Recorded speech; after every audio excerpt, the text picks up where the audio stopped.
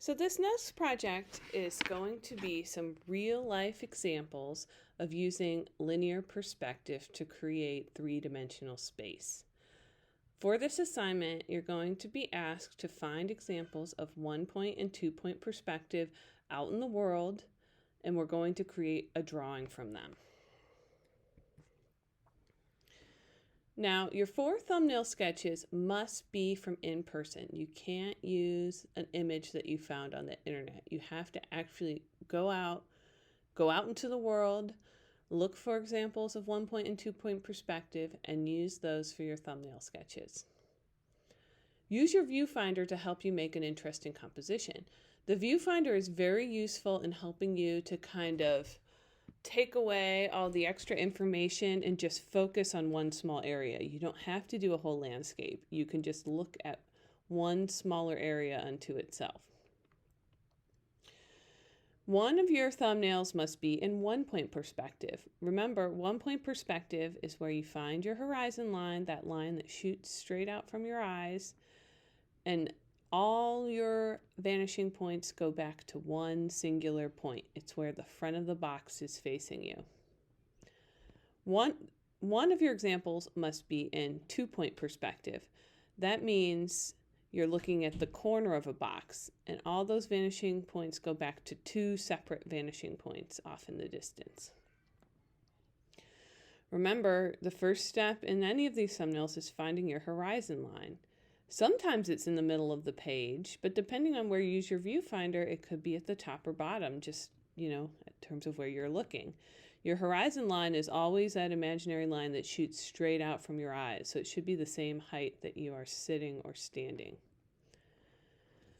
And then the next step is finding the actual vanishing points. Remember, from what we talked about before, these could be off of the page. They could be in the middle of the page. It all depends on what you choose to include in your composition. So, some of the project guidelines for this project. Your final project must be in 1 or 2-point perspective. I have to be able to tell that there is either 1 or 2-point perspective happening within your drawing. With your thumbnails, one has to be in 1 point, one has to be in 2 point, but the other 2 could be 1 or 2-point examples. It's up to you what you want to kind of focus more in. The final project has to have a 1 to 2 inch border. Like we talked about before, the border is important because it's going to protect your actual drawing. And it's very important for this because oftentimes your vanishing points might be off of the page, so it gives you some extra room to work and allow those vanishing lines to sort of disappear off. You can think about having it be an interior or an exterior. Oftentimes when we're on campus, we go look around and find examples, but you are going to look around your neighborhood or your house and try to find examples of 1 and 2-point perspective. Your final drawing should be in line only. Doing these in full value would take a much longer time, and actually our project after this is we start into value. So you only need to focus on finding line only. The underdrawing should be done first in pencil, and then we're going to finish it in Sharpie or Micron pen. So this week, you're only going to turn in your pencil example. That way I can see if you have any issues with your vanishing points or linear perspective, and I can help you before you get started in on the pen. Also, as you're working in the pencil, make sure you find your horizon line and vanishing points first. Even if I'm not seeing your actual place or image, where you're working from, it's very easy to tell if linear perspective is working or not working, because when I look at your examples, the first thing I'm going to do is look for your horizon line and vanishing points and see if they're disappearing correctly in sort of the correct directions. So, just be aware, you should find those things first. All your lines and your underdrawing is going to be directed around those. You should also use aerial perspective in your final drawing. Oops. remember, aerial perspective is where you have things that are closer to you appear more contrasted, more detail. Things that are further away are lighter, less detail. Now, while it's easy to do something that's in full value, it can be more difficult when you're trying to figure out how to do it in your own drawing with just line. So really try to focus in on having more details in the objects that are closer to you. Maybe you can pick up on little irregularities in the flooring, or as you can see, this student looked at all the details in the rafters of the ceiling. Less details as things got into the distance, thinner, finer lines as things went away, bolder, thicker lines in the foreground. So as you're considering here what to use, remember the first thing you're going to look for is your horizon line. So you can see here, this is an example of an area that students often drew at the school, the 900 building hallway. And right across the middle where the student was sitting, you can see the horizon line, right? So it's that imaginary line that shoots out of my eyes. It's at the point, the level that my eyes are at. And if you notice, every other line disappears back to that central vanishing point. This is an example of 1-point perspective. And it just so happens the way the student is situated, that vanishing point is smack in the middle of the doors down at the end of the hallway. If you're having difficulty finding the horizon line and vanishing point, I suggest you find a situation like this where you're sitting in the center of a hallway, looking down railroad tracks. So don't sit there and draw forever. That might be a little bit dangerous. You could also, look down the end of your street. Those kind of situations make well for a singular 1-point vanishing point. The other thing that I want to remind you of that was in the video, all of the vertical lines should remain parallel to each other. So the vertical lines don't disappear back, they remain vertical. As you get closer to the vanishing point, though, those vertical lines are going to start to get closer and closer together. So they start wider apart, and that distance in between those vertical lines shrink. Like I said, you can see this example in a lot of different places, even if your horizon line and vanishing point isn't somewhere super obvious. You'll be able to see this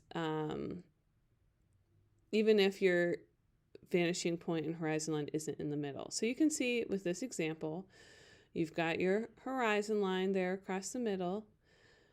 And the vanishing point is kind of a little bit in the lower left because that happens to be the height that the person is standing. All of those horizontal lines disappear back to the vanishing point while the vertical lines remain vertical. And if you notice on the windows and the doors, the distance, even though we know that distance in between the vertical lines should be the same because they're all the same size window, it starts to shrink as it moves back towards that vanishing point. So this is one more example from the school. Can you guys guess what kind of perspective we're looking at in this piece? Right, this one is a 2-point perspective vanishing point. So remember, for your thumbnails, you need to have 1.1, 2-point. The horizon line should be, if you can see on the left right there, right about at eye level where that little red line is, that's where my horizon line is going to be. And in this case, my vanishing points are way, way off the screen. If you have this as an example, you can add some extra paper to the sides of your page to help you find those vanishing points. Using your long 24-inch ruler, you can steady yourself to have them move all the way up to the top of the building. In some ways, this is a more difficult example because those vanishing points are way, way off the page. This is a very doable example. But, if you want to find something, your 2-point example that's a little bit easier, try to find, a 1-story building something that has the height a little closer to the horizon line.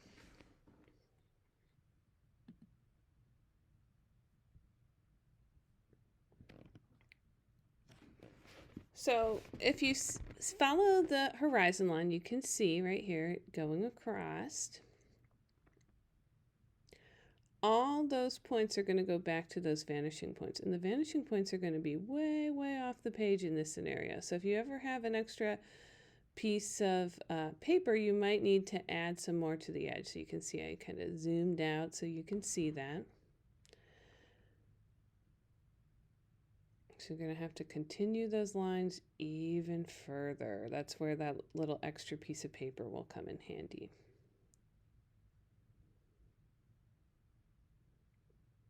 You can see it's still far off the page, but that way off in the distance is where that 2-point vanishing point is.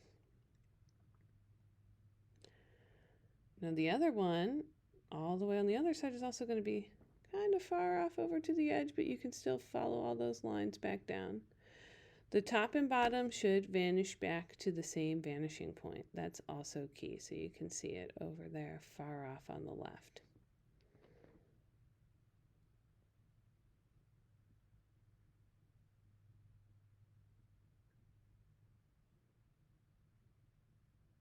No, once you find the tops and the bottoms, all the other lines associated with the building, since they're all on the same plane, are going to disappear back to those same vanishing points. So any of the windows, the doors, tiling on the building, all those things associated with the building are going to disappear back to those same vanishing points. So this is very key to finding the shape of the building.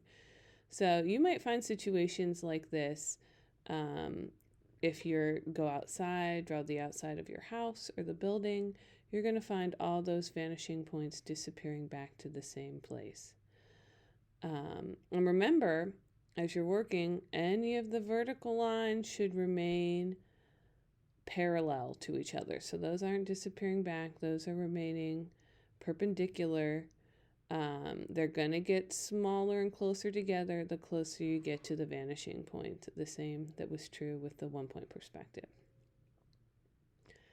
So, the key to any drawing in linear perspective is first finding that horizon line, looking at the top or the bottom of the building to help you find those vanishing points, and then realizing that all other horizontal lines within the building or the object or even a box, if you're inside of your room, are going to disappear back to those same vanishing points. And all vertical lines are going to remain perpendicular and parallel to each other. They'll just get smaller, or they'll just get the distance between those vertical lines will just get smaller and closer together as you move to the vanishing points. All right, I look forward to seeing your thumbnails and underdrawings this week.